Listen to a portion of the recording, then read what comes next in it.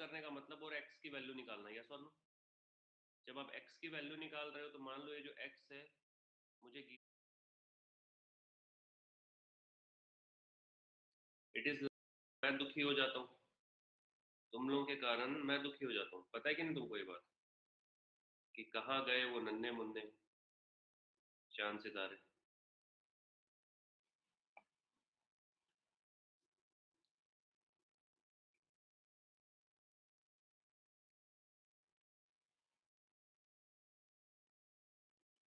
दोस्तों एप्टीट्यूड अभी थोड़ा सा डिलेड है, ठीक है, बता देता हूँ आप लोग को।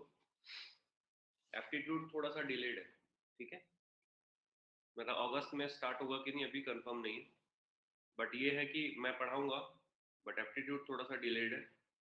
मैं इन्फॉर्मेशन दे दूंगा मैथमेटिक्स एंड होने के पहले, क्योंकि मैकेनिकल वालों को भी कराना है मैथमेटिक्स, वो भी प्रायोरिटी पे डाल दिया गया है। कल ही मेरी बात हुई, बट ये है कि आप लोगों का होगा और 100% मैं ही पढ़ाऊंगा, इंग्लिश भी। पर हो सकता है अगस्त की जगह सितंबर में स्टार्ट हो, ठीक है, वैसे एकदम से मैसेज मत करने लेना ग्रुप में, ठीक है। चलो ओके, न्यूमेरिकल मेथड्स की बात करते हैं। न्यूमेरिकल मेथड एक सिंपल टॉपिक है, क्योंकि यहाँ पे चीजें फिक्स है, यहाँ पे कोई दिमाग नहीं लगाना है अलग टाइप का। मेरे भाई इलेक्ट्रॉनिक्स में ऑलरेडी चल रहा है लोगों का, इलेक्ट्रॉनिक्स वालों का, इलेक्ट्रिकल वालों का 23 सितंबर को खत्म होगा, ऑलरेडी पढ़ा रहा हूँ। तो जितने मेरे पास वर्किंग आवर्स है उससे ज्यादा ही मैं क्लास दे रहा हूँ, समझ रहे हो? अब ऐसा मत सोचना कि सर आप एक्स्ट्रा लोगे तो आपको एक्स्ट्रा पैसा मिल जाएगा, नहीं मिलेगा। मुद्दा ये भी नहीं है, छोड़ो, मुद्दा ये है कि मुझे कमिटमेंट, सारी ब्रांच इक्वल है, तो अब चूंकि मैंने तुमको कमिटमेंट कर दिया एप्टीट्यूड का, तो मैं पढ़ाऊंगा, इसलिए ऐसा नहीं कि और लोग नहीं पढ़ा रहे और लोग पढ़ा रहे हैं, बट आपको पढ़ने की जरूरत नहीं, क्योंकि मैं पढ़ाऊंगा, ठीक है। चलो ठीक है, कृष्णा, कृष्णा अय्यर, ठीक है भाई, ठीक है ना? बस फिर प्रकाश तुमने ये बोल दिया तो बात खत्म होगी। अंशुमन आएगा क्लास? अंशुमन तुझे क्लास स्टार्ट हुई नहीं, कब से होगी भाई क्लास स्टार्ट? 2 बार स्टार्ट हुई क्लास।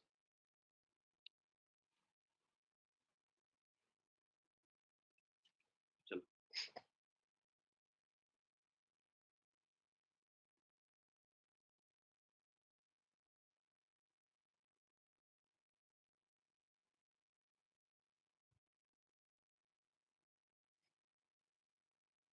बिल्कुल डाउट क्लास हो सकती है, डाउट क्लास नहीं हो सकती, बिल्कुल हो सकती है।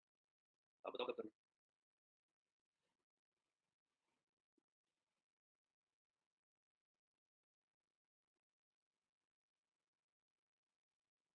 ठीक है कर लेते हैं। चलो भाई, और मैं, मुझे नहीं लगता कि और कोई भी क्लास में आएगा, तो चलो स्टार्ट कर देते हैं ना। जैसे एक बार सब लोग यस बोलो, स्टार्ट करते हैं। टाइटल डालेगा न्यूमेरिकल मेथड्स, जो भी मैं लिख रहा हूँ एग्जैक्टली ऐसे लिखना।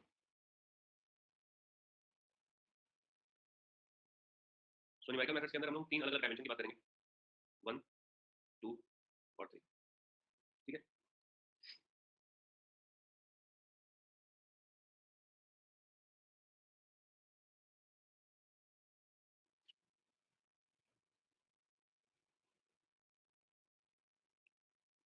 न्यूमेरिकल मेथड्स में सबसे फर्स्ट जो हमारे पास आता है, आता है linear and non linear. Copy में ऐसे लिखना,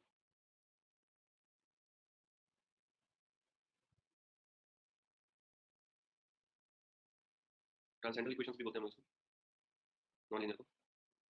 सो नॉन लीनियर और लीनियर इक्वेशन सॉल्यूशन हम लोग को करना है, ठीक है। यहाँ पे जो हम लोग मेथड की बात करते हैं, तो लीनियर अलजेब्रा में हम लोग जो पढ़ते थे R1 change bye R2 R3 ये सब, ठीक है, तो वो हम लोग को करना है। तो इसका मतलब लीनियर में नहीं पढ़ने वाला, क्योंकि लीनियर अलजेब्रा हम लोग पढ़ चुके हैं, वही है सेम, रो एलिमिनेशन, तो जिसको आप बोलते हैं गॉस एलिमिनेशन, तो उसका नाम हो गया है गॉस एलिमिनेशन। नॉन लीनियर और लीनियर में हमारे पास आता है बाइसेक्शन मेथड।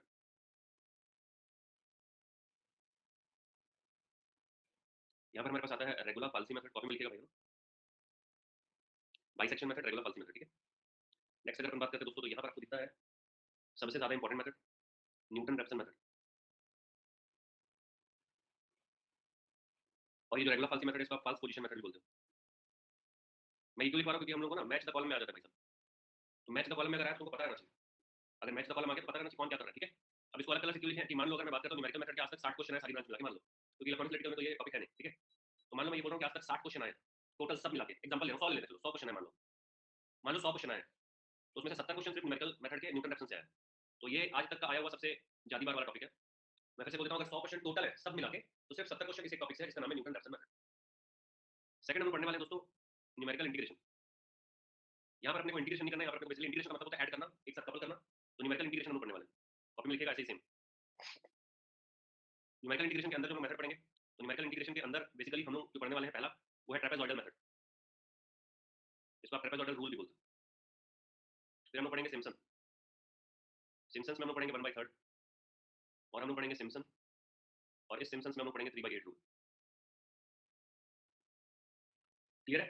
तो ट्रेपेजॉइडल सिम्पसन सिम्पसन 3/8, तो टोटल कितना होगा देखो, बहुत सारे एलिमिनेशन अपन तो R1 R2 वो सब करके कोई दिक्कत नहीं, आपको पॉइंट देखना हो तो देख लेंगे। तो 1 2 3 4 5 6 लास्ट हमारे पास आता है numerical solution of differential equation. Differential equation में भी हम लोग सिर्फ और सिर्फ क्या पढ़ते हैं यहाँ पर गेट में, फर्स्ट ऑर्डर फर्स्ट डिग्री, ठीक है। गेट के न्यूमेरिकल मेथड में जो डिफरेंशियल इक्वेशन है, मैं बोल रहा हूं न्यूमेरिकल मेथड में जो डिफरेंशियल इक्वेशन, ऐसे मत सोचना कि ओवरऑल डिफरेंशियल इक्वेशन, सिर्फ न्यूमेरिकल मेथड की बात चल रही है क्योंकि डिफरेंशिएशन हम लोग करेंगे नहीं बॉस। तो ये फर्स्ट ऑर्डर फर्स्ट डिग्री है, इसमें जो हम लोग पढ़ते हैं बेसिकली, इसमें हम लोग पढ़ते हैं यूलर्स मेथड। यूलर्स के अंदर दो मेथड पढ़ते हैं, एक्सप्लिसिट और इम्प्लिसिट, या फिर फॉरवर्ड और बैकवर्ड, इसको बोलते हैं फॉरवर्ड मेथड या बैकवर्ड मेथड, एक्सप्लिसिट मेथड या फिर इम्प्लिसिट मेथड, ठीक है। तो दो मेथड ही हो गए। इसके बाद हम लोग यहाँ पर पढ़ते हैं रंगे कट्टा। ये कट्टा को तुम लोग अपने हिसाब से कुछ बोल देते हो, मेरे को पता है, और जो भी बोलते हो रहने दो, ठीक है। रंगे कट्टा के अंदर भी हम लोग पढ़ने वाले हैं ऑर्डर 1, ऑर्डर 2, ऑर्डर 3, और जो बाय डिफॉल्ट होता है वो होता है ऑर्डर 4। तो मैं तुम लोग को ऑर्डर 4 पढ़ाऊंगा, उसके अंदर 1 2 3 सब आ जाएगा, ये बाय डिफॉल्ट होता है। बाय डिफॉल्ट मतलब, बाय डिफॉल्ट मतलब क्या?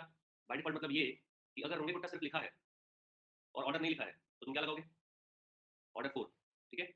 अगर सिम्पसन बस लिखा है, अगर सिर्फ सिम्पसन्स लिखा है और 1/8 3/8 1/3 कुछ नहीं लिखा है, तो बाय डिफॉल्ट तुम लगाओगे 1/3। इसको भी लिख लो भाई। अगर कुछ भी नहीं लिखा है, सिर्फ यूलर लिखा है और कुछ नहीं लिखा है, तो तुम बाय डिफॉल्ट लगाओगे फॉरवर्ड। दो होता है इसका, फॉरवर्ड और बैकवर्ड। तो फॉरवर्ड जो होता है वो बाय डिफॉल्ट होता है। इतना स्टोरी सबको क्लियर है? न्यूमेरिकल मेथड आप लोगों को एग्जाम में आने वाला है 1 से 2 मार्क्स का, और कभी कभी 0 मार्क्स का। ये रेगुलर आइटम नहीं है, ये रेगुलर आइटम नहीं है, ये रायते के जैसा है, कभी कभी मिल जाता है, कभी कभी नहीं मिलता, ठीक बात है। तो ये रेगुलर आइटम नहीं है, ये रायते के जैसा है। खाने में से रायता और पापड़ होता है ना, मतलब सर नहीं नहीं मिलेगा तो भी चलेगा, रोटी सब्जी दाल चावल तो है, रायता और पापड़ नहीं मिलेगा तो चल जाएगा, फिर हम नहीं खाते रायते के बगैर, आइटम रोटी दे सकते हैं ऐसा कुछ। चलो तो अगर मेरे मेरे पॉइंट ऑफ व्यू से सोचोगे तो मैं इसको ट्रिपल स्टार ही दूंगा। अगर मैं आईटी रुड़की के पॉइंट ऑफ व्यू से सोच रहा हूँ 2017 और 9 को मद्देनजर में रखते हुए, तो मैं इसको बोलूंगा कि भाई तुम इंपॉर्टेंट हो हमारे लिए। नहीं समझे बात? ठीक है, ठीक है, चलो भाई। तो ये पूरी स्टोरी है। यहाँ पे मैच का कॉलम आता है, यहाँ पे ट्रू फॉल्स आ सकता है, इसमें एमएसक्यू बना सकता है। तो ये ध्यान रखना कि कौन किसके लिए है, या ध्यान रखना कि कौन सा मेथड किस मेथड के लिए, ठीक है। स्ट्रेट फॉरवर्ड स्टार्ट करते हैं। तो तुम मेरे को बताओ, तुम पहले क्या पढ़ना चाहोगे? ये वाला पार्ट पढ़ना चाहोगे, ग्रीन ऑरेंज या येलो? पहले क्या पढ़ना चाहोगे? चलो दो लोगों ने ग्रीन बोल दिया, ग्रीन से शुरुआत करते हैं, कोई बात। क्योंकि तुम लोग ये दिख रहा होगा कि सबसे ज्यादा इंपॉर्टेंट यही है ना, सबसे ज्यादा इंपॉर्टेंट यही है। समझ गया मैं, तुम लोग की भावना क्लियर है। चलिए टाइटल डालेगा numerical solution of non linear equations. Title डालेगा numerical solution of, numerical solution of non linear equations.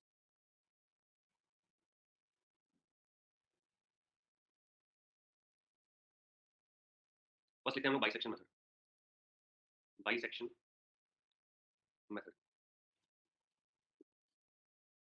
तो ये जो बाइसेक्शन मेथड होता है, इसका पहले हम लोग सिस्टम समझते हैं कि क्या हो रहा है। देखो, कोई हमारे पास इक्वेशन है, मेरे प्यारे दोस्तों ध्यान समझना।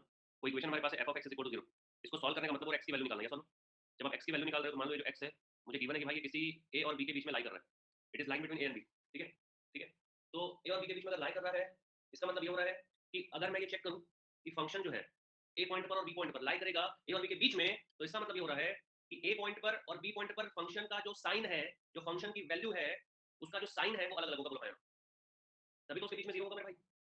मतलब अगर मैं ये बोलूं, अगर मैं ये बोलूं कि f ऑफ a जो है वो नेगेटिव है और f ऑफ b जो है वो पॉजिटिव है, बेटा तभी तो इसके बीच में कभी ना कभी 0 होगा। बात तो समझे कि नहीं? तो इसको क्या बोलते हैं पता है आपको?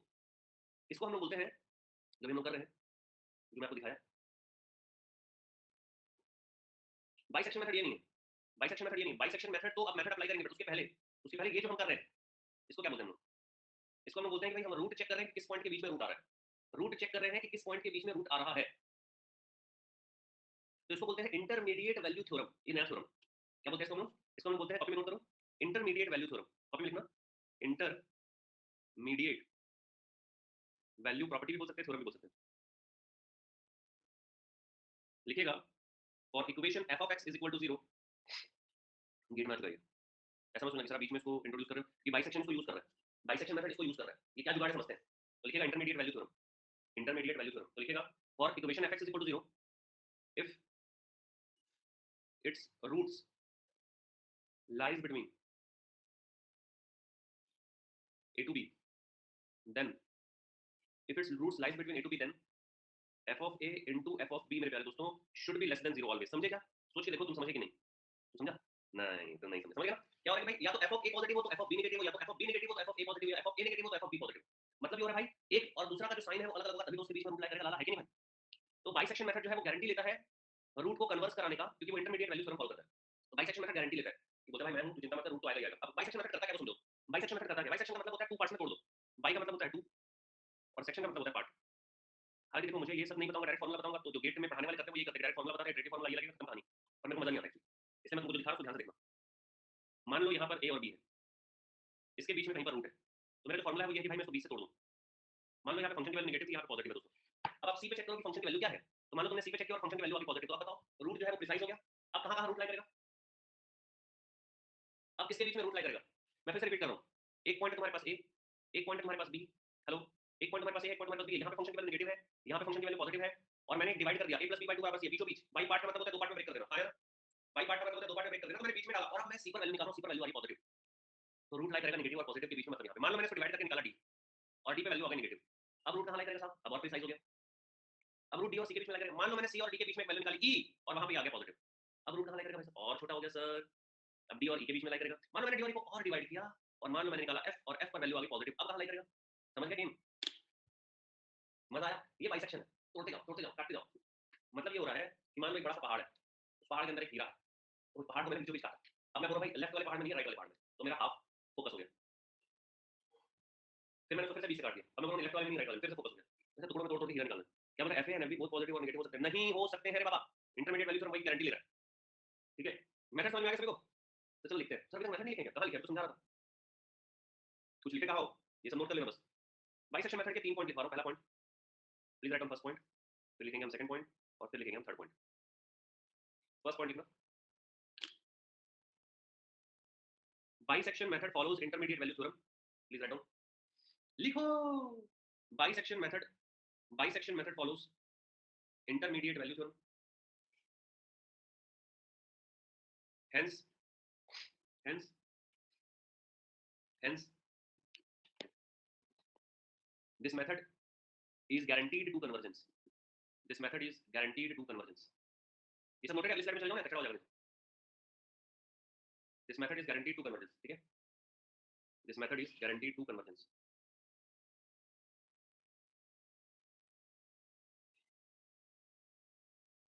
सेकंड पॉइंट लिखेगा, the order of convergence, Ravi थोड़ा फास्ट लिखा कर यार, 3 बार बोला मैंने तो।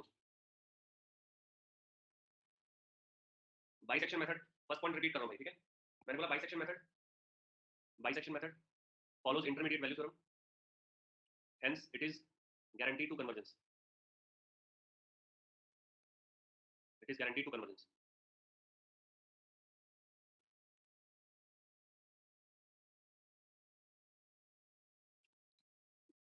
सेकंड लिखेगा, the order of convergence, the order of convergence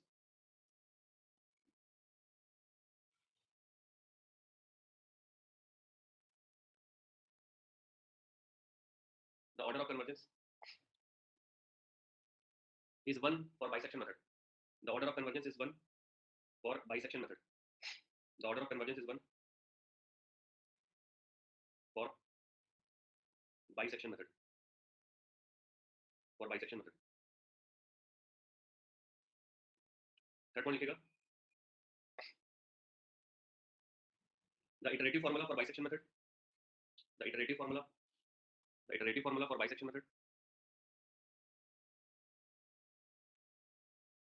is a plus b by 2, where f of a is negative, f of b is positive, so this is the iterative formula। Bar bar iterative का मतलब होता है repeatedly same चीज को repeat करना, उसको अपन irritation, sorry उसको हम लोग, वो इरिटेशन नहीं है बाबा, है ना, उसको हम लोग क्या बोलते हैं, iteration.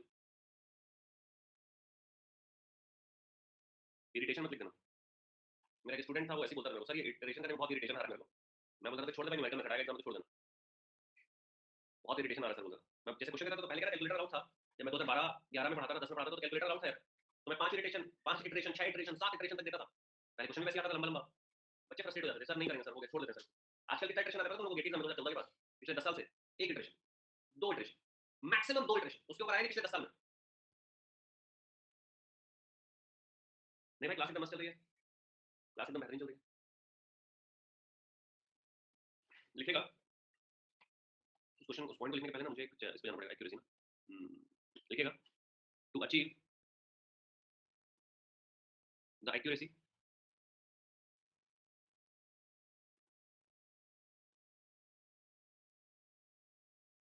to achieve the accuracy zeta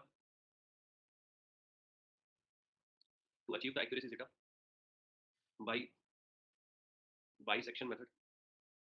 copy में नोट करके लिखना, इसको अलग कलर से लिखा हूं। to achieve the accuracy बोला मैंने, ठीक है, बोला मैंने पर लिखा नहीं। to achieve the accuracy zeta by bisection method if the minimum number of if the minimum, ये डायग्राम भी बना लेना भैया, if the minimum number of iteration is n,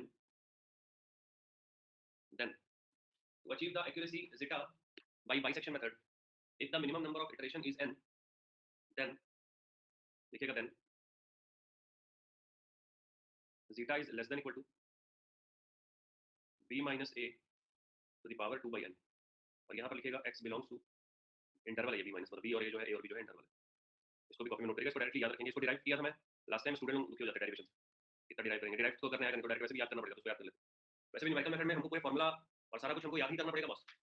याद करने का मैं तरीका बताऊंगा, जैसे मैं इसको बाइसेक्शन करके बता दिया, दो पार्ट तो कभी भी बोलोगे नहीं a + b/2 करना, लेकिन वैसे ही रेगुलर फाल्सी को और वैसे ही न्यूटन रेफसन को भी अपन पकड़ लेंगे, ठीक है। तो ये है पूरा कंप्लीट बाइसेक्शन मेथड। एक बार बाइसेक्शन मेथड को जस्ट गो थ्रू हो जाओ, इस डायग्राम को बना लेना। यहाँ पे डायग्राम में वो ये समझ आ रहा है कि देखो, हम पहले a1 b1 में थे तो हमने उसको हाफ कर दिया, अब मान लो मैं a2 b2 में हूं और हाफ कर दिया, तो ऐसे क्लोज करते करते करते प्रिसाइज करते करते एक ऐसे पॉइंट पर आ जाएंगे जहां पर आपको fx की वैल्यू 0 मिल जाएगी और वही उसका रूट होगा। एक छोटा सा नोट करके और लिख लेना, और नोट ये है, by this method we can't locate complex roots. इस मेथड से आप कॉम्प्लेक्स रूट्स नहीं निकाल सकते हो, ठीक है। तो बाइसेक्शन मेथड से सिर्फ रियल रूट ही निकलेगा बॉस, रियल नंबर लाइन पे गेम चलेगा, कॉम्प्लेक्स अपन नहीं निकाल सकते। और ये भी आप ध्यान रखिएगा, बाइसेक्शन मेथड से आज तक हम लोगों को ऐसा क्वेश्चन देखने को नहीं मिला है, बट हाँ ये एक बार एक्यूरेसी से रिलेटेड क्वेश्चन आ गया था, एक्यूरेसी से रिलेटेड क्वेश्चन एक बार आ गया था, तो वो क्वेश्चन अपन लोग करेंगे। बट अगर मुझे फ्रेम करना पड़े क्वेश्चन की, चलो बाइसेक्शन मेथड का क्वेश्चन करो, तो मैं कर सकता हूँ, ठीक है, कि मैं तुमको एक क्वेश्चन करूँ बाइसेक्शन मेथड का। बट मैं चाह रहा हूँ कि पहले मैं तुमको रेगुलर फाल्सी पढ़ाऊँ, फिर वो एक सवाल दोनों मेथड से बनाएंगे अपन, समझ में आ रहा है। तो हम लोग पढ़ते हैं रेगुलर फाल्सी मेथड, टाइटल डालना कि एक ही सवाल पर दोनों मेथड से बना लेंगे, क्या दिक्कत है। तो ये था पहला नंबर, बाइसेक्शन व्हाइट कलर का इस्तेमाल किया, यहाँ पे अपन व्हाइट कलर का इस्तेमाल करेंगे। सेकंड लिखेंगे false position method, false position, या हम बोले रेगुलर फाल्सी मेथड। चलिए लिखेगा फॉर दिस मेथड, नहीं ऐसा नहीं लिखेगा, this method also guaranteed to converse, this method is also guaranteed to converse। converse का मतलब होता है फाइनाइट आंसर लेके आना। so this method is also guaranteed to converse। दोस्तों ये मेथड भी गारंटी ले रहा है कन्वर्स करने का, this method is also guaranteed to converse, ठीक है। और यहाँ पर एक और मेथड आता है जिसका नाम है सेकंड मेथड, वो रेगुलर फाल्सी के जैसा ही होता है। सेकंड मेथड 2016 या 17 में सेकंड मेथड सिविल में आया था, उसके बाद आया नहीं है, तो उसको भी हम लिखेंगे। बट फिलहाल क्या लिख रहे हैं हम लोग, हमने लिखा कि this method is also guaranteed to converse. Guarantee क्यों ले रहा है ये पता है आपको, क्योंकि ये भी इंटरमीडिएट वैल्यू थ्योरम को फॉलो करेगा। लिखेगा because this method also follows intermediate value theorem. 16 या 17 में बेटा, 16 या 17, ऐसे एग्जाम याद नहीं आ रहा। इंटरमीडिएट वैल्यू थ्योरम को फॉलो करेगा, ठीक है। तो मैंने क्या बोला, this method is also guaranteed to convergence because it is follows the intermediate value theorem. मतलब ये हो रहा है यहाँ पर भी नेगेटिव रूट वाला पार्ट है, यहाँ पर भी पॉजिटिव रूट वाला पार्ट है, बट बाइसेक्शन में फंक्शन का यूज हुआ क्या, इटरेशन में सिर्फ रूट का यूज हुआ है और फंक्शन का यूज नहीं हुआ, समझ में आ रहा है। रेगुलर फाल्सी में फंक्शन का भी यूज होगा, तो ये थोड़ा सा अपर लेवल है। मतलब कैलकुलेटर साथ में रखना, क्वेश्चन कराऊंगा। एक और पॉइंट लिखेंगे यहाँ पर, the order of convergence for regular Falsi method is also 1। Please write down the order of convergence, the order of convergence for regular Falsi method is greater than 1। sorry 1 greater than 1 is greater than 1 is greater than 1, that is 1.6 exact निकाल, exact बताता हूँ 1.618। फिर हमेशा बार बार 81 और 18 में confusion होता है। 1.618 भाई याद रखना पड़ेगा, पहले बता दे रहा हूँ, अगर आएगा एग्जाम में थ्योरेटिकल क्वेश्चन तो तुमको याद रखना पड़ेगा।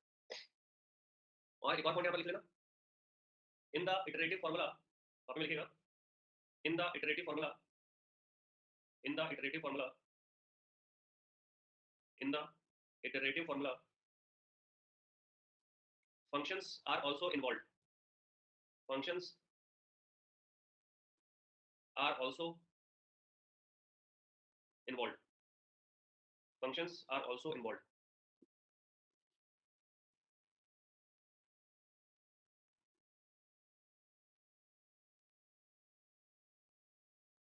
इसमें लिखेगा this order of convergence 1.62, this order of convergence 1.62 is for second method.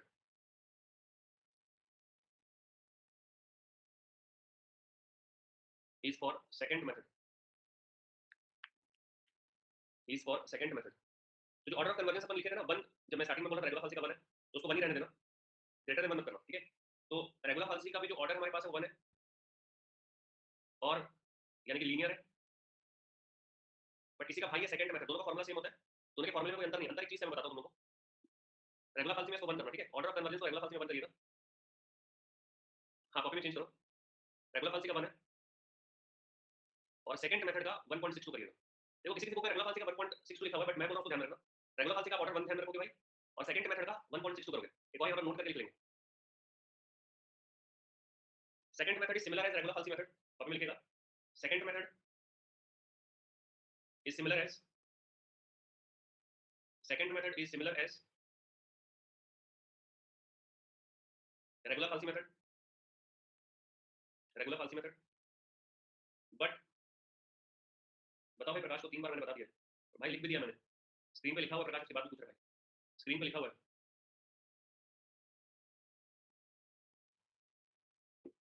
Second method is similar as regular falsi का वन है, लिखा है रेगुलर फालसी का वन, सेकंड मेथड का 1.62, एग्जैक्ट अगर तुम जाओगे तो 1.618, बट नॉर्मली इसको 1.62 लिखा हुआ है, ठीक है। But second method does not follow intermediate value theorem, second method does not follow, second method does not follow intermediate value theorem, ठीक है, ये इंटरमीडिएट वैल्यू थ्योरम को फॉलो नहीं करता। अब अपन आते हैं डेरिवेटिव फार्मूला पे, तो जिस स्टाइल से हम लोग एग्जाम में आएगा उसी स्टाइल से हम लोग लिख रहे हैं, ठीक है। यहाँ पे मान लो कि भाई इस रेंज के अंदर यहाँ पर मेरे पास ये x0, ये है x1, ठीक है, और दोस्तों यहाँ पर कहीं पर हमारे पास इसका जो रूट है वो लाई करेगा, ये जो फंक्शन है fx0 ये नेगेटिव है, और ये जो फंक्शन है fx1 ये पॉजिटिव है। तो बताओ बाइसेक्शन से क्या होगा सर, बाइसेक्शन से अगर सोचेंगे तो हो जाएगा x0 + x1 डिवाइडेड बाय 2, ये सर बाइसेक्शन से सोचूंगा तो आ जाएगा x0 + x1 divided bye 2। Regular falsi का मेथड अलग, रेगुलर फालसी का फार्मूला अलग लिखेगा, इटरेटिव फार्मूला, इटरेटिव फार्मूला क्या होता है नियम ध्यान से देखना, ये होता है x2 = x0 minus x1 minus x0 divided by fx1 minus fx0 multiplied with fx0। ये आपके पास इटरेटिव फार्मूला है। देखो भाई थोड़ा सा याद रखने के पॉइंट ऑफ व्यू से मैं बता दे रहा हूँ कैसे याद रखोगे, क्योंकि आप रूट निकाल रहे हो तो ये फंक्शन और ये फंक्शन कटना चाहिए, तो यहाँ पे भी डिनोमिनेटर में फंक्शन है तो फंक्शन से मल्टीप्लाई होगा, ताकि आप रूट के फॉर्म में ले पाओ। x1 और x0 यहाँ लिखोगे तो यहाँ भी x1 x0 लिखोगे, मान लो तुमने गलती से यहाँ पर x0 से स्टार्ट कर दिया तो नीचे फंक्शन को भी x0 से स्टार्ट कर देना, समझ में आ गया मैं क्या बोल रहा हूँ, बस हो गया। इसको ऐसे एकदम याद करने की जरूरत नहीं सर, x1 - x0, भाई मान लो तुमने गलती से x0 पहले लिख दिया तो नीचे भी fx0 लिख देना, बस मल्टीप्लाई fx0 से होगा, ये ध्यान रखना, मल्टीप्लाई fx0 से होगा, ये ध्यान रखना, क्योंकि फंक्शन को फंक्शन से घटाना पड़ेगा तभी तो रूट निकलेगा मेरे भाई, ठीक है।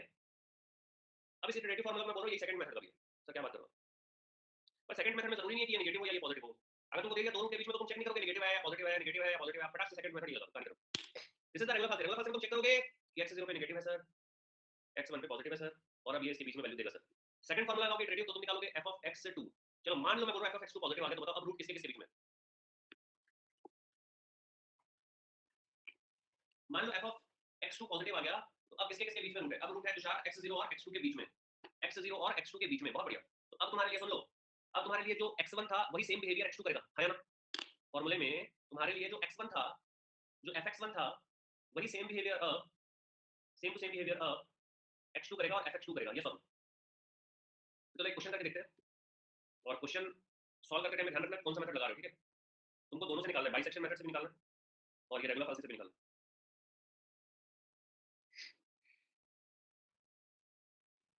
चलो लिखो, find the root, find the root of the given equation by false position method with two iteration, with two iteration।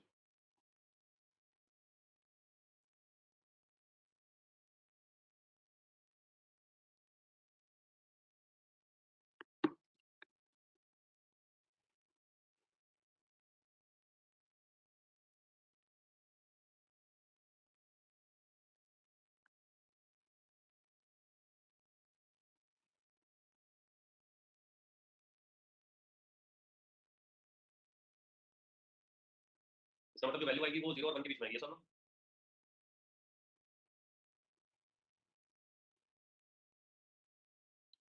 To iteration के बजाय की इटरेशन करते हैं इसमें ना, लेंथी पड़ जाएगा जबरदस्ती, आना एग्जाम में है नहीं, मेरे को पता है। ओनली 1 इटरेशन करेंगे।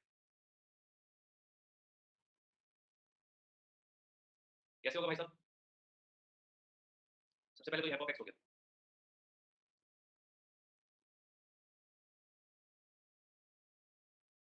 आप निकालो f of 0, sin 0 0 होता है तो आगे -3, आप निकालो f of 1, f of 1, और सारा कैलकुलेशन कौन से में करोगे, डिग्री में कि रेडियन में? बहुत बढ़िया, वैल्यू क्या आगे निकालो, मेरे पास भी वैल्यू लिखी हुई है वैसे, 1.5747, चेक करो ये क्या रहेगा। So it is less than 0 and it is greater then 0, इसका मतलब पक्का इंटरमीडिएट वैल्यू से हमको पता चल रहा है कि f of 0 into f of 1 जो है वो लेस देन 0 है ना। इसका मतलब रेगुलर फाल्स की गारंटी ले लेना, किसके बीच में रुकाएगा, तो रेगुलर फाल्स की गारंटी ले रहा है, किसी के बीच में रुकाएगा, तो गारंटी के साथ फॉर्मूला लगा देते हैं, x0 equal to x2 equal to x0 minus x0 minus x1 divided by f of x0 minus f of x1 into f of x0। x0 कितना है? ये x0 है मेरे भाई, और ये x1 है, ठीक है। चलो x0 है 0 माइनस x1 क्या है 1 है, fx0 क्या है -3, fx1 क्या है 1.5747, f of x0 क्या है -3, बस इसको कैलकुलेट करो, यही तुम्हारा आंसर है। मेरे पास आंसर लिखा हुआ है 0 पॉइंट, चलो तुम लोग बताओ, 0.6557, ये आंसर। बात समझ में आई क्या बेटा, जल्दी बोलो यार। अब इसी को तुम अगर बाई सेक्शन से बनाते हो तो बाई सेक्शन से तुम्हारा आंसर आ जाएगा 0 + 1/2, बोलो हाँ या ना। अगर तुम बाई सेक्शन लगाते हो यहाँ पे, तो बाई सेक्शन से ये तो हमने लगा दिया रेगुलर फाल्स मेथड, ठीक है। ये मेरे पास है रेगुलर फाल्स मेथड, यहाँ पर अपन लगा रहे बाई सेक्शन, बाई सेक्शन से x1 क्या हो जाएगा, बाई सेक्शन में मैं बोल रहा हूँ 2 इटरेशन करो, चलो करो। पहला इटरेशन आ जाएगा सर a + b/2, इस क्वेश्चन के लिए a है 0 और b है 1 दोस्तों, तो 0.5 आ गया। अब आपको निकालना है f of 0.5,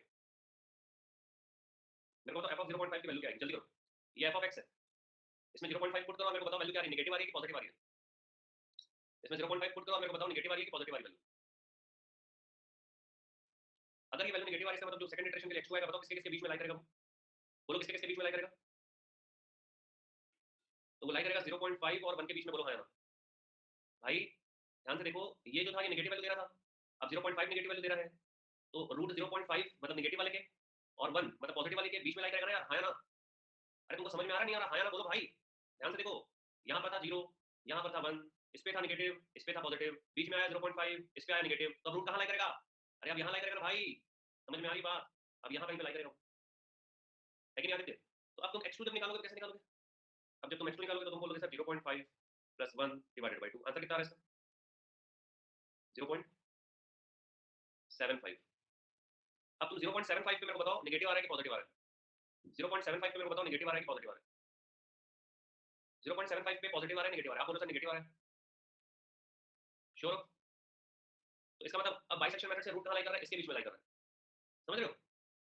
तो हो सकता है रेगुलर फाल्सी में एक और बार लगाओ तो ये 0.7 के पास आ जाए, इसकी वैल्यू बढ़ जाए, तो रेगुलर फाल्सी से ज्यादा एक्यूरेट जल्दी पहुंच रहे हम लोग, और बाइसेक्शन मेथड से लेट पहुंच रहे हम लोग, समझ में आ रहा है मैं क्या बोलूं।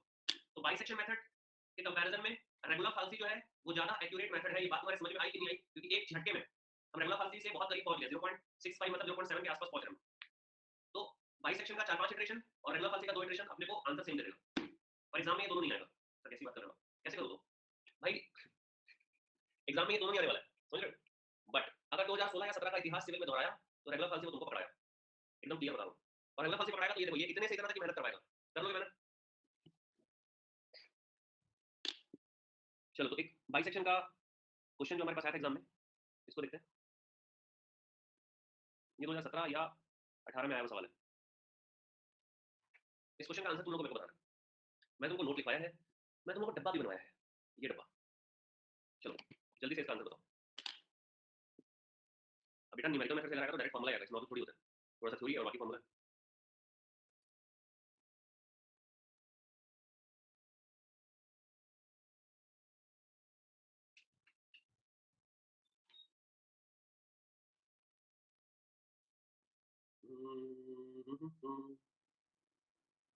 इसका आंसर आएगा 10।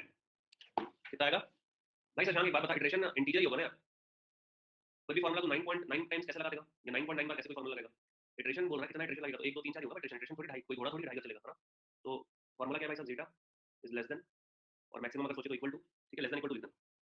हाँ लिखा तो less than equal to B minus A, और ये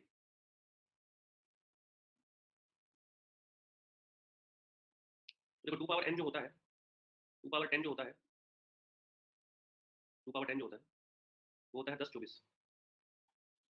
तो 10 24 अगर यहाँ पे होगा तो ये बड़ा हो जाएगा, ये बड़ा हो जाएगा, ये सॉरी, अगर 10 24 यहाँ पे होगा तो जस्ट बड़ा हो जाएगा, ये सॉरी, है ना? बड़ा हो जाएगा छोटा हो जाएगा, बड़ा हो जाएगा छोटा हो जाएगा, स्मॉल हो जाएगा ना।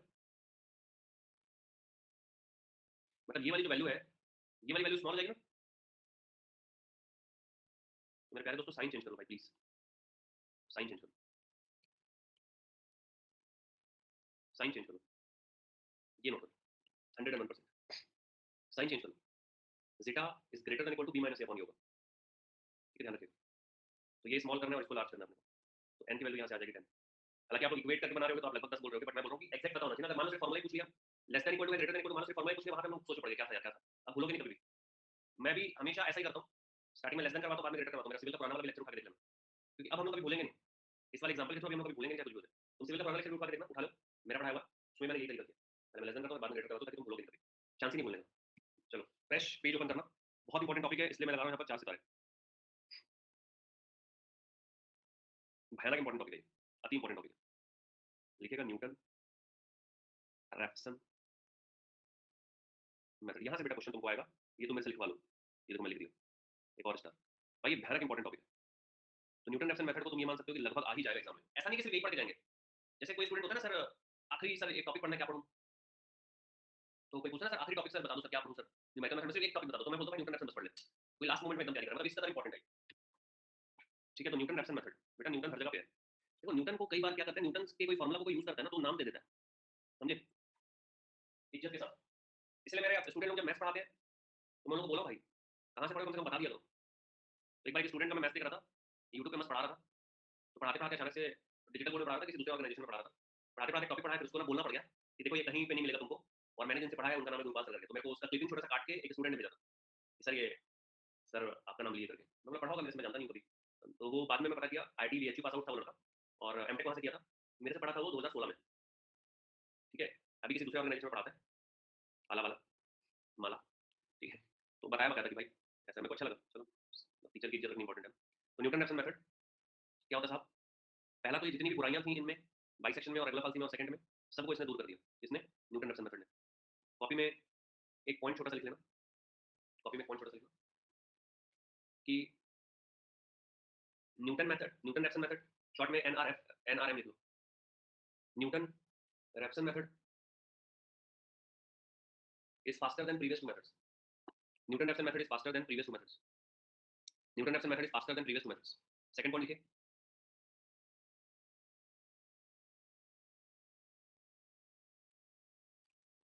in this method, in this method, the order of convergence is quadratic. That means 2. In this method, in this method, order of convergence is quadratic. That means 2. Order of convergence is quadratic. That means 2. Third लिखिएगा, सब सही है। Third लिखिएगा, third point. Please write down third point. In iterative formula of this method, in iterative formula of this method, in iterative formula of this method, slope is used. Slope is used. Slope is used.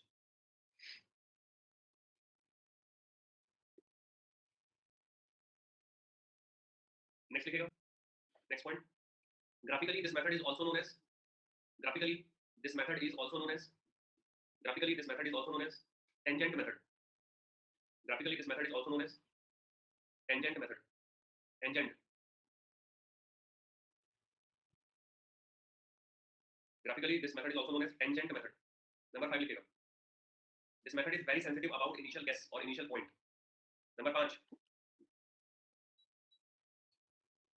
This method is very sensitive about initial guess, about initial guess और initial point, और initial point bracket में लिखना, bracket में लिखना which must given in exam, which must given in exam। अगर किसी ने initial guess अलग ले लिया तो आंसर अलग आ जाता है, इसलिए एग्जाम में गिवन होगा which must given in exam। Number 6, by using this method we can locate complex roots also, by using this method we can locate complex roots also, by using this method we can locate complex roots also। Number 7, finally हम लिख रहे हैं iterative formula.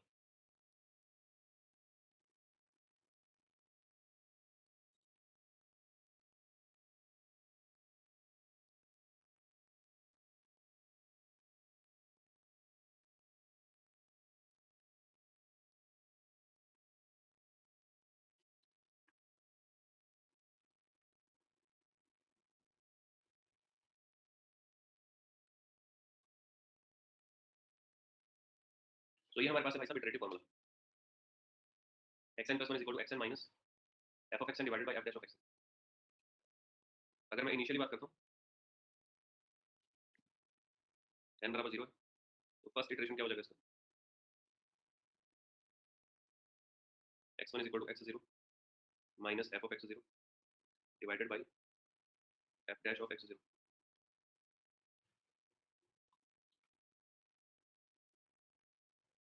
यहाँ तक copy में note करना, उसके बाद अपन इसको थोड़ा सा ग्राफिकली समझते हैं। यहाँ तक नोटेड है, नोट करो।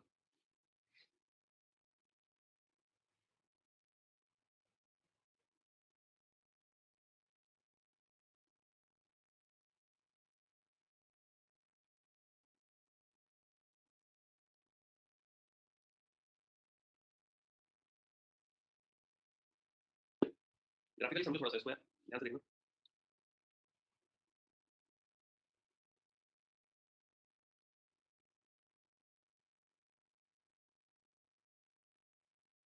कॉपी में डायग्राम बनाओ।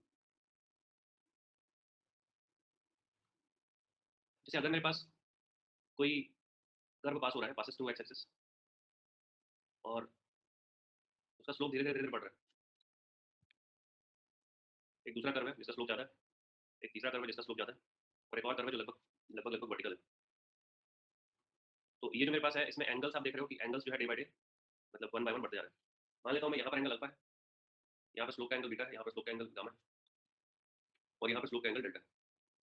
स्लोप का मतलब हो रहा है जब मैं टेंजेंट ले रहा हूँ यहाँ पर ऐसा, ये, और एक लगभग लगभग 90 डिग्री मतलब वाई एक्सिस से वर्टिकल दिख रहा है, ठीक है, समझना। इसका मतलब ये हो रहा है दोस्तों, जैसे जैसे स्लोप बढ़ रहा है वैसे वैसे एफ डैश एक्स बढ़ेगा, हाँ या ना बोलो भाई। अब आपके पास अगर मैं x1 की बात करता हूँ, तो x1 है x0 माइनस, बेटा एफ डैश एक्स स्लोप होता है यार, लेग्रांजेस मीन वैल्यू थ्योरम याद करो, स्लोप की डेफिनेशन यही पढ़ा था, F of x0 divided by F dash of x0। ये इटरेटिव फॉर्मूला है। तुमको एक चीज बताता हूँ, ध्यान से सिर्फ सुनना। इटरेटिव फॉर्मूला में आंसर आने का, भाई आंसर कब आएगा पता कैसे चलेगा, आंसर कब आएगा? आप इटरेटिव फॉर्मूला लगाते जा रहे हो, 50 बार लगा दिए, पता कैसे चलेगा कब रुकना है? जब आपके पास रूट की वैल्यू रिपीट हो जाएगी। मतलब क्या बोल रहा हूँ मैं, जब नेक्स्ट वैल्यू प्रीवियस वैल्यू के बराबर आ जाएगा, बोलो हाँ या ना। मैं जो बोल रहा हूँ उसको ध्यान से सुनना, तुम समझ जाओगे।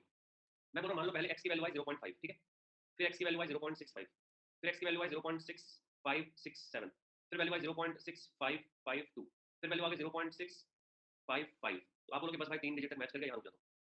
अगर मेरे को 3 डिजिट तक चाहिए, या मेरे को 3 डिजिट तक या 3 डेसिमल तक चाहिए, समझ में मैं क्या बोल रहा हूँ? अगर मेरे को 2 डेसिमल तक एग्जैक्ट चाहिए तो मैं यहीं पर रुक, तुमको बात समझ में आ रही है मैं क्या बोल रहा हूँ? तो भाई अगर प्रीवियस और नेक्स्ट वैल्यू सेम आ रही है तो रुक जाएंगे। तो ये दोनों अगर सेम आ रहा है इसका मतलब ये हो रहा है कि हमारा आंसर आ गया, ये तो मतलब वो है ना।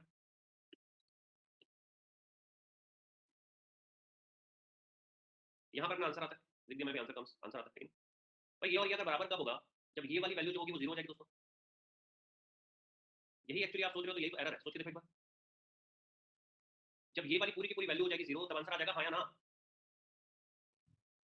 अब ये वाली वैल्यू 0 होने के लिए न्यूमरेटर 0 हो जाए या फिर डिनोमिनेटर इनफिनिट हो जाएगा सब। अब ऊपर वाला जो है वो 0 हो, ये तो कॉमन चीज है। सोच के देखो ना, f of x 0 0, अरे भाई f of x 0 0 का मतलब ये x 0 आंसर है। सोच के देखो हाँ या ना बोलो। अरे f of x 0 बराबर 0 होने का मतलब ही है कि x 0 आंसर है, तो वो ज्यादा इंपॉर्टेंट नहीं है क्योंकि तो कॉमन सेंस है। अरे क्योंकि वो तो कॉमन सेंस है भाई। इंपॉर्टेंट है कि अगर स्लोप बहुत ज्यादा हो जाए दोस्तों, तो जब मैं स्लोप को बहुत ज्यादा कर रहा हूँ, इसका मतलब ये हो रहा है कि मेरे को इटरेशन जो स्टेप है वो रिड्यूस हो जाएगा। बोलो हाँ, एरर रिड्यूस हो जाएगा। ये सब समझ पाएंगे? तो इसको हम थोड़ा सा थ्योरेटिकली लिख लेते हैं जो मैंने समझाया। बट एक और चीज, अगर मेरे पास F dash X zero zero हो गया,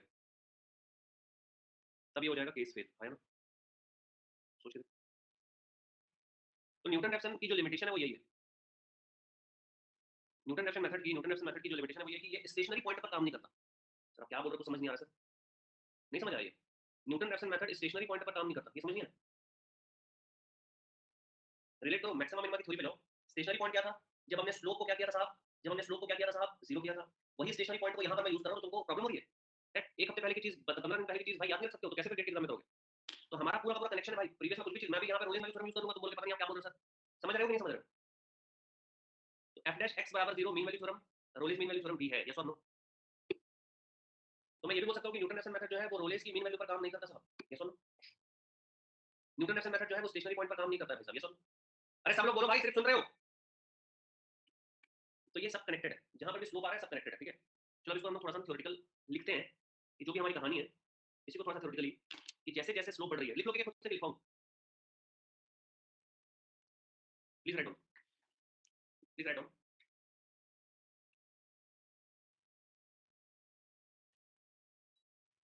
When the curve of function passes through x-axis, when the curve of function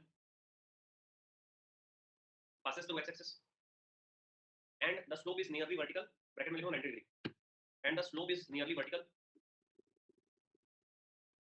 bracket में लिखो 90 degree, then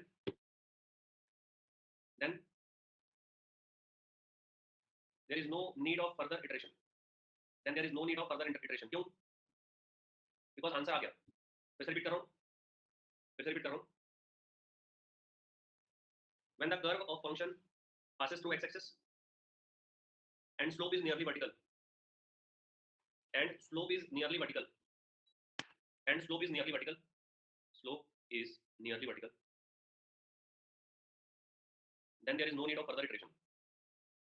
Next point लिखिएगा, next point, as the slope is increasing, as the slope is increasing towards maximum value, bracket में लिखो infinity, as the slope is increasing, as the slope is increasing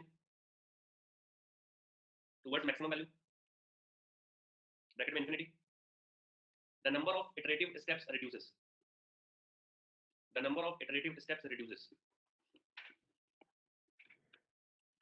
the number of iterative steps reduces, ठीक है? ध्यान रखिएगा, एक चीज लिखने लिखिएगा, xn is equal to under root n by Newton-Raphson method, find xn plus 1, इसको ध्यान से देखना, ठीक है? तो हम न्यूटन-रैप्सन मेथड से ना अंडर रूट, क्यूब रूट्स, ये सब भी बहुत आसानी से फाइंड कर सकते हैं। उसका जो नेक्स्ट स्टेप है वो फाइंड कर सकते हैं। कैसे? ध्यान से देखना, यहाँ पे फंक्शन नहीं दिया हुआ तो हम फंक्शन क्रिएट कर देते हैं। अगर मैंने इक्वेशन 1 का स्क्वायर कर दिया तो ये हो जाएगा n, और मैं इसको ऐसा लिख सकता हूँ f of xn is equal to xn का स्क्वायर माइनस n, है ना? बोलो ये सुनो, कुछ भी नहीं किया मैंने, ये जो था इसको स्क्वायर कर दिया, स्क्वायर करने के बाद मैंने फंक्शन बना दिया। अब मैं क्या करूँ सुनो, मैं बोल रहा हूँ भाई कि अपन ना न्यूटन-रैप्सन मेथड लगाते हैं। न्यूटन-रैप्सन मेथड क्या बोलते हैं साहब? n + 1 कर दो, तो ये हो जाएगा xn minus f of xn divided by f dash of xn। ये करा के मैं तुमको ये साबित करना चाहता हूँ कि हमारा फ्लो क्या होगा, फ्लो। तो इसका मतलब हम लोग को f डैश ऑफ xn भी निकालना पड़ेगा, है कि नहीं? तो f डैश ऑफ xn निकाल के रख लेते हैं। ये क्या हो जाएगा? n तो कांस्टेंट है, तो इसका डिफरेंशिएशन हो गया 2 xn का कुछ भी नहीं, 2 xn बस। तो इसकी वैल्यू क्या आ जाएगी? इसकी वैल्यू आ जाएगी xn माइनस f xn, हमारे पास है xn का square minus n divided by 2 xn। थोड़ा सा इसको सॉल्व करूंगा, कंप्लीट डिनोमिनेटर में आ गया 2 xn, यहाँ पे आ गया 2 xn का पावर 2 माइनस xn का स्क्वायर और प्लस n। थोड़ा सा सिंपलीफाई करता हूँ तो ये आ गया 1/2। ये xn था, एक कट गया तो बच गया xn plus n upon xn, हाँ या ना बोलोगे? ये होगा हमारा xn प्लस 1। ये मैं क्यों कर रहा बताऊँ? ये तो मैंने बोल दिया कि स्क्वायर के लिए हमने, स्क्वायर रूट के लिए हमने xn प्लस 1 निकाल लिया। अब क्यूब रूट के लिए तुम निकाल लोगे, क्यूब रूट के लिए, पावर 4 के लिए मैं बोल रहा हूँ, अगर मैं पावर p को डायरेक्टली तुमको फॉर्मूला लिख के दे दूँ अगर मैं पावर पी का डायरेक्ट फॉर्मूला लिख के दे दूं तो तुम्हारे लिए मजेदार चीज हो जाएगी। लिख रहा हूँ, कॉपी में नोट करना। यहाँ तक नोटेड है? सियोना नोटेड है यहाँ तक? लिखेगा स्टैंडर्ड रिजल्ट।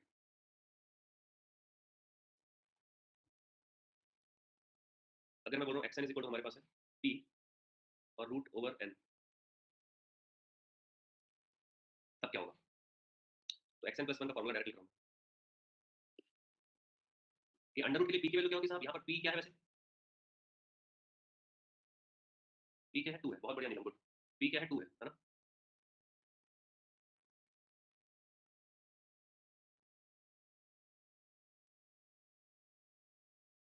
तो लिखेगा 1 अपॉन पी इन ब्रैकेट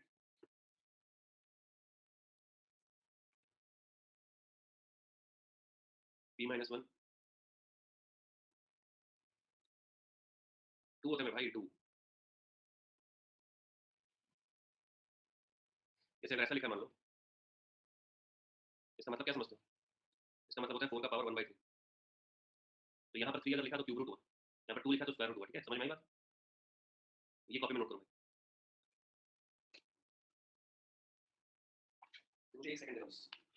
एक छोटा सा बारीक सा एक क्वेश्चन है, क्वेश्चन एक बार देखने दो। मैं करता ही पीवाई की बुक में है।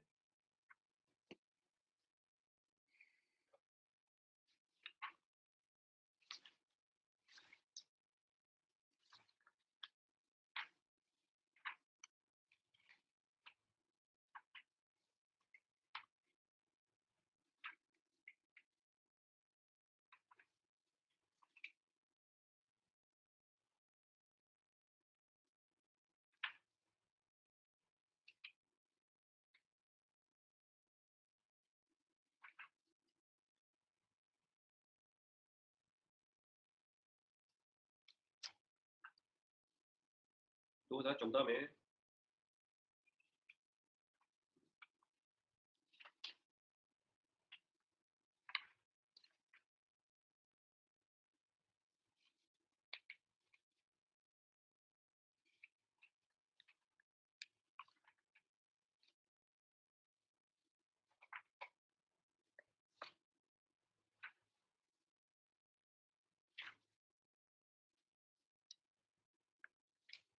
कहाँ चले गया भाई? ये ब्रांच सिविल है ना तुम लोग? सिविल में तो था सवाल। नहीं सॉरी, आईएन में था यार। ओके ओके, आईएन का क्वेश्चन। ठीक है ठीक है ठीक है ठीक है ठीक है ठीक है। आईएन का क्वेश्चन है तो आईएन में खोजूंगा। ठीक है ओके। ये नोट कर लिया आप लोगों ने? नोटेड है? तो ये आईएन में आया था 2014 में क्वेश्चन। उसमें ये था कि xn is cube root of n then xn plus 1 by Newton Raphson method. तो कुछ भी नहीं है भाई, अगर मैं ये प्रोसेस से जाऊंगा तो भी आ जाएगा। मैं प्रोसेस को बोलो गोली मारो भाई, अपन डायरेक्ट कैसे निकाल लेंगे? xn plus 1 क्यूब रूट का मतलब है xn is equal to नीलम 3 और अंडर रूट n। ये सॉल्व। तो p का मतलब 1 by p मतलब ये हो गया 3 है ना? 3 माइनस 1 इसका मतलब आ गया 2xn plus n upon xn का स्क्वायर। ये सॉल्व। एक झटके में काम खत्म। यही अगर अपन 2 के लिए सोचते हैं तो जो स्क्वायर रूट हमने ये निकाला अभी, इसके लिए सोचोगे तो क्या हो जाएगा? 1/2 xn plus n upon xn। 1/2 xn plus n upon xn। ठीक है? चलो बढ़िया। इस क्वेश्चन का आंसर बता दो रुड़की 2009। कमेंट करो। क्वेश्चन हम लोग कल सॉल्व करेंगे, चिंता मत करो। प्रीवियस स्लाइड ले, मैं प्रीवियस स्लाइड देख।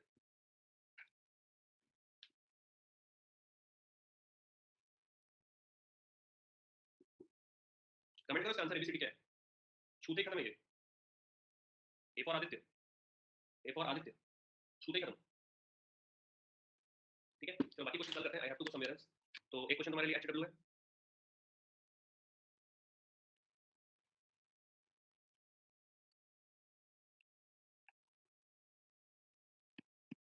छोड़ो कल करते हैं। चलो बाय, कल करते हैं। फ्रेश मूड से क्वेश्चन क्वेश्चन करेंगे और कल अपन न्यूमेरिकल मेथड को लगभग खत्म करेंगे। मुश्किल है पर हो जाएगा। चलो ठीक है, बाय बाय।